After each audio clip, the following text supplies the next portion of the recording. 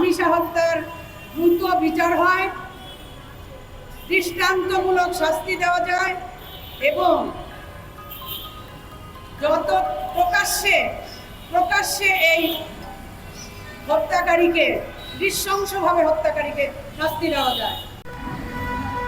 সম্প্রতি মেধাবী শিশু শিক্ষার্থী রামিসাকে বর্বরোচিতভাবে হত্যা করা হয়েছে। এক রামিসা চলে গিয়েছে, ভবিষ্যতে আর কোনো রামিসাকে যেন এইরকম বর্বরোচিত হত্যাকাণ্ডের সম্মুখীন হতে না হয়, সেই চেষ্টা আমাদের সকলের করা উচিত। আমরা সেজন্যই আজকের মানববন্ধন, যাতে রামিসা হত্যার দ্রুত বিচার হয়, দৃষ্টান্তমূলক শাস্তি দেওয়া যায় এবং যত প্রকাশ্যে এই হত্যাকারীকে, নৃশংসভাবে হত্যাকারীকে শাস্তি দেওয়া যায়। প্রিয় সাংবাদিক বন্ধুগণ, রামিসা হত্যাকাণ্ডের নৃশংসতা এবং বর্বরোচিতভাবে যে হত্যাকাণ্ড ঘটানো হয়েছে তার তীব্র নিন্দা জানাচ্ছে বাংলাদেশ জামায়াতে ইসলামী ঢাকা মহানগরী উত্তর।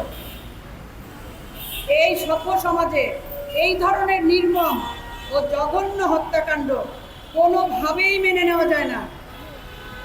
উদ্বেগের বিষয় হলো, বর্তমান সময়ে দেশে শিশু ও কিশোরীদের উপর এই ধরনের চরম পাশবিক অবমাননাকর অপরাধের ঘটনা আশঙ্কাজনকভাবে বেড়ে চলেছে।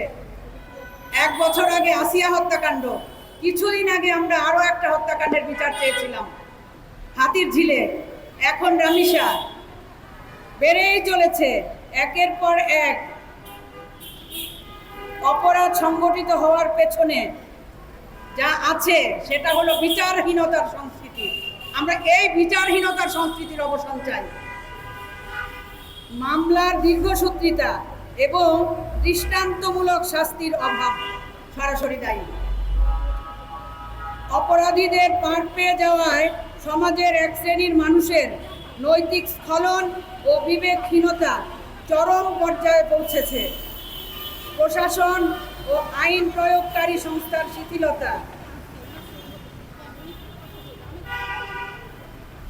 এবং যথাসময়ে কঠোর ব্যবস্থা না নেওয়া এই অপরাধ প্রবণতাকে আরও উস্কে দিচ্ছে। আমরা স্পষ্ট ভাষায় বলতে চাই, এভাবে একটি স্বাধীন দেশে আমাদের সন্তানরা, আমার আপনার সকলের সন্তান নিরাপদ থাকবে না। প্রশাসনের কাছে জোর দাবি জানাচ্ছি, একই সাথে রামিসার শোক সন্তপ্ত পরিবারকে আমরা পরিবারের প্রতি সমবেদনা জ্ঞাপন করছি এবং তাদের ন্যায় বিচার নিশ্চিত করার জন্য শেষ মুহূর্ত পর্যন্ত পাশে থাকার অঙ্গীকার করছি। আপনারা সবাই জানেন, আমাদের মহানগরী আমির জনাব সেলিম উদ্দিন তিনি ঘোষণা দিয়েছেন যত রকম আইনি সহযোগিতা প্রয়োজন উনি মেয়েটির পরিবারকে দেবেন। জামাতের সবচাইতে উৎকৃষ্টতম আইনজীবীকে দিয়ে উনি মামলা পরিচালনা করাবেন। আমি সবশেষে বর্তমান বিরোধী দলীয় নেতা এবং আমিরে জামাত যে কথাটি বলেছেন সেটি বলে শেষ করতে চাই।